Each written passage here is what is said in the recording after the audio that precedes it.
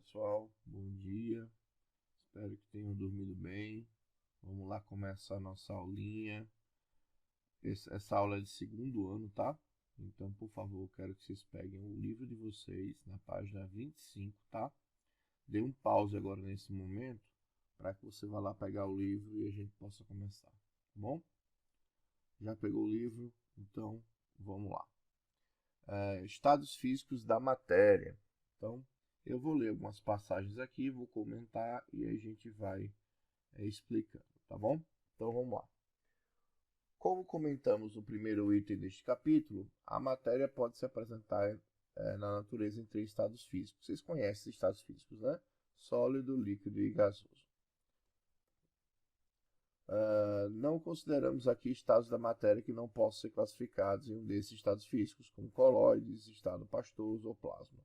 Ou seja, estados físicos intermediários ou acima deles, a gente não vai trabalhar, só vai trabalhar os três básicos, ok? Aí ele vai descrever agora cada um desses processos. É importante que vocês leiam com atenção para vocês poderem classificar cada um dos estados físicos, tá bom?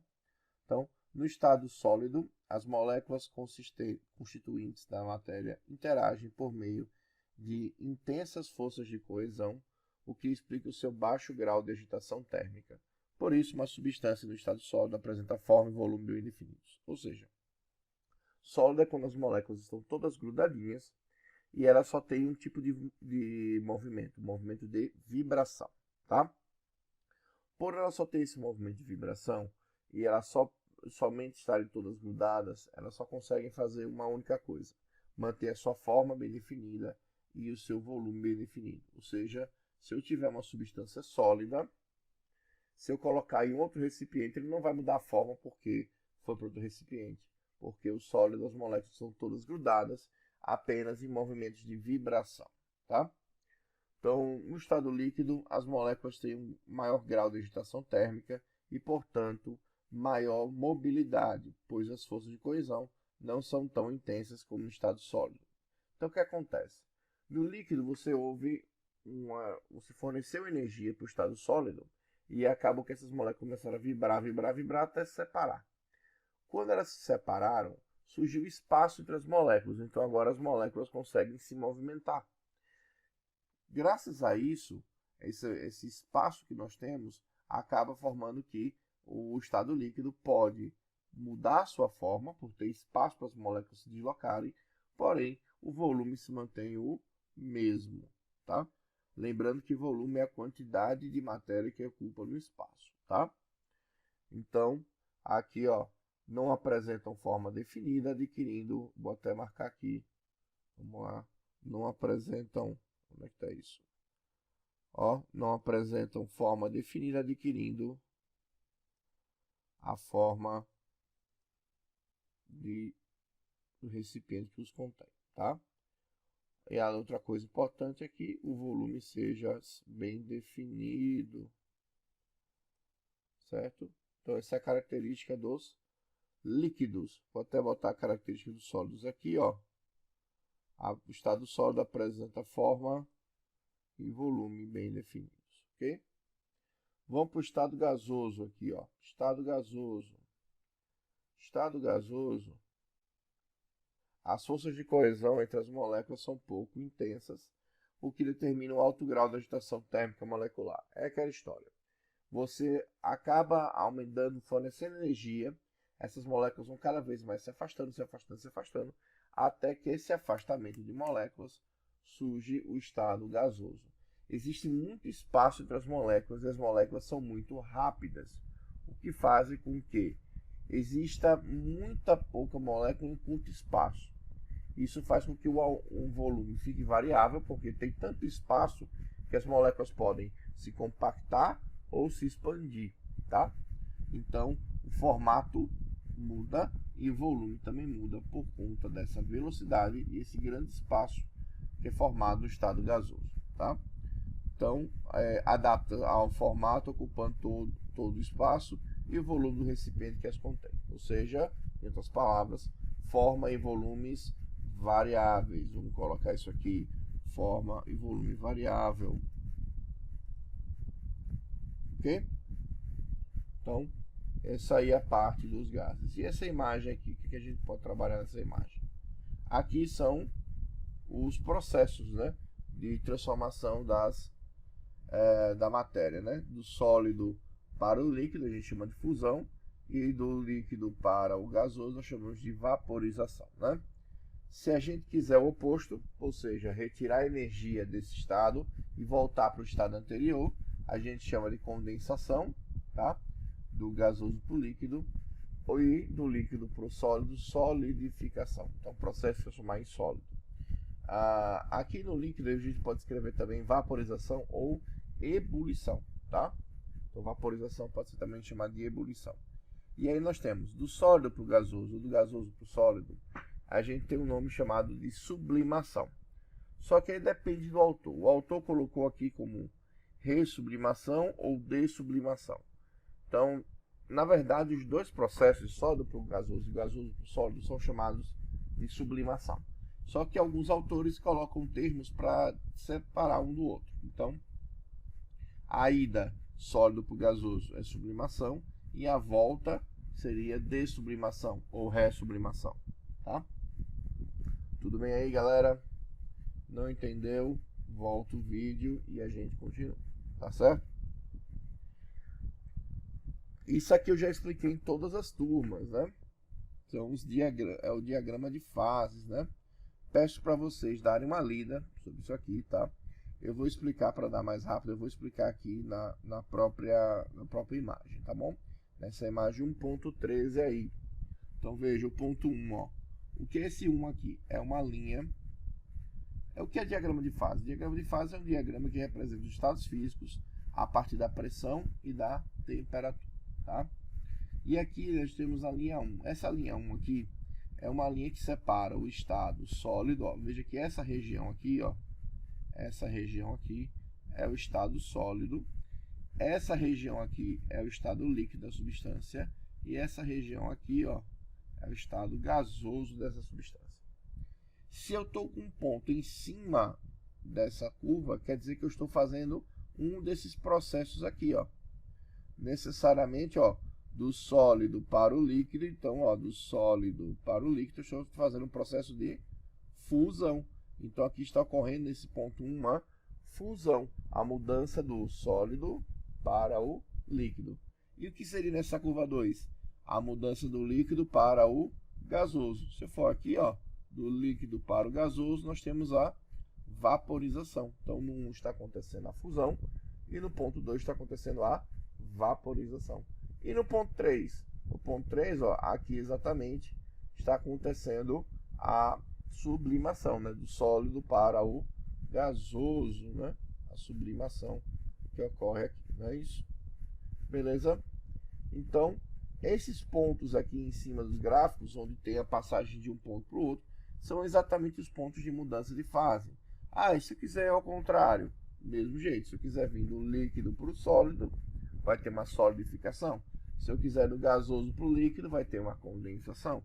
E assim vai. Depende do caminho. Caminho de ida e o caminho de volta. Tá vendo esse ponto T aqui? Esse ponto T aqui está mostrando o ponto tríplice. Nesse ponto coexistem todos os estados da matéria. Ou seja, nessa condição aqui, ó, essa substância, tá? Há uma pressão de 40 centímetros de mercúrio a 40 graus Celsius, eu vou ter os 3 estados físicos. Então, quando eu ajusto a pressão e a temperatura nos pontos específicos para essa substância, eu vou obter uma substância com os 3 estados físicos coexistindo ao mesmo tempo, sólido, líquido e gasoso. Beleza? E esse ponto X aqui? Esse ponto X, ele está em que estado físico? Bem, fácil, né? Veja, ó, olha onde é que ele está. Ele está na região do sólido. Então, esse X aqui, ó, 20 graus Celsius. Há uma, vamos dizer, 75, né? Que está no meio de 70 e 80. 75 centímetros de mercúrio. Essa pressão, essa temperatura, o ponto está aqui. Então, ele está no estado sólido.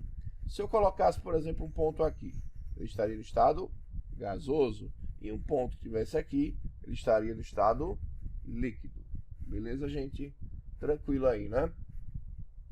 Então, bola para frente. Essa parte tem tudo explicadinho já, né? Já tem tudo explicadinho. Peço que vocês deem uma lida no ponto T, o ponto tríplice, ponto triplo e tal. E aí a gente vai... Aqui ele está dando alguns exemplos nessa tabela, tá, gente? Essa pressão e a essa temperatura, na água a gente tem um ponto triplo. E a essa pressão e essa temperatura, para o dióxido de carbono, nós temos o ponto triplo, ok? Esse exercício vão tentar resolver para mim, tá? 17, 18, 19 e 20.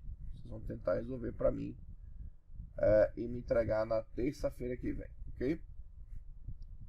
Vamos falar um pouquinho aqui rapidamente nessa primeira parte. E aí a gente vai dar uma encerrada nessa aula de início, tá ok? Então, ó, vou dar uma lida isso aqui e eu vou explicar esse gráfico aqui. Vamos lá.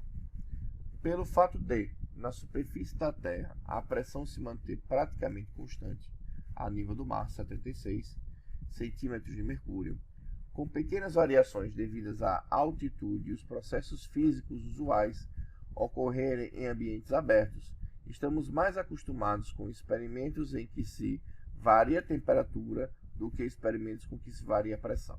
Isso é verdade. Como a gente não sai muito do nível do mar, a gente não sai muito não há uma grande mudança de pressão nos lugares que a gente vai, então a gente pensa que é o único fator que influencia na mudança de fase é a temperatura. O que vai fazer com que o alimento ferva ou esfrie é a temperatura. Não é.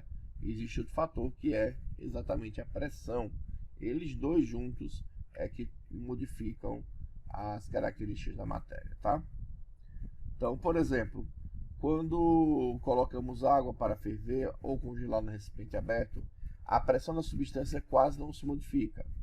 Se a temperatura aumenta ou diminui, por isso, vamos em primeiro lugar analisar as mudanças no estado sob pressão constante, isto é, isobaricamente. Iso significa mesmo, bárico ou baros significa pressão, mesma pressão, tá?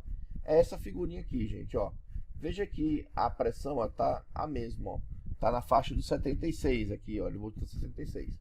Veja que aqui todos estão na mesma linha, ou seja, todos estão na mesma pressão. Aí o que acontece? Você só vai aumentar a faixa da temperatura, ou seja, a temperatura é da esquerda para a direita. Então, se você está esquentando, está indo da esquerda para a direita. Se estiver esfriando, estaria da direita para a esquerda. Veja que eu estou no ponto X. O ponto X aqui é o estado sólido. Aí ele vai aumentando a temperatura até chegar ao quê? Ao ponto de fusão, onde ele vai deixar de ser sólido e vai virar líquido.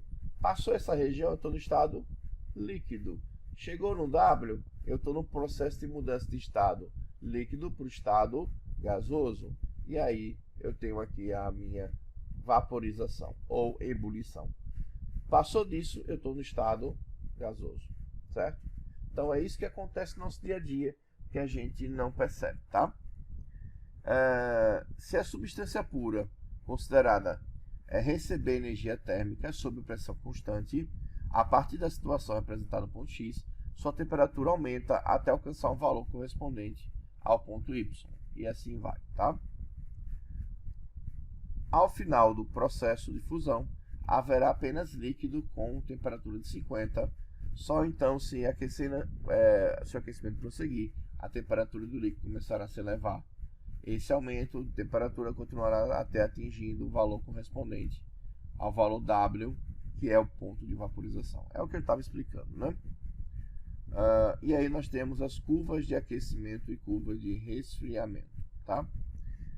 Eu vou deixar esse pedaço para outra aula, porque eu acabei esquecendo de colocar o meu cronômetro aqui. Eu não tenho noção de quanto tempo se passou a aula. Então, gente, eu vou parar por aqui. Na próxima semana eu vou explicar isso aqui com mais detalhes. Eu peço que vocês leiam aqui a página 25, que a gente começou, tá? Leiam a página 25, aqui. A página 26, leiam esse pedacinho. Façam o exercício, tá? São exercícios teóricos. E leiam essa primeira parte aqui, até curva de aquecimento e resfriamento, tá?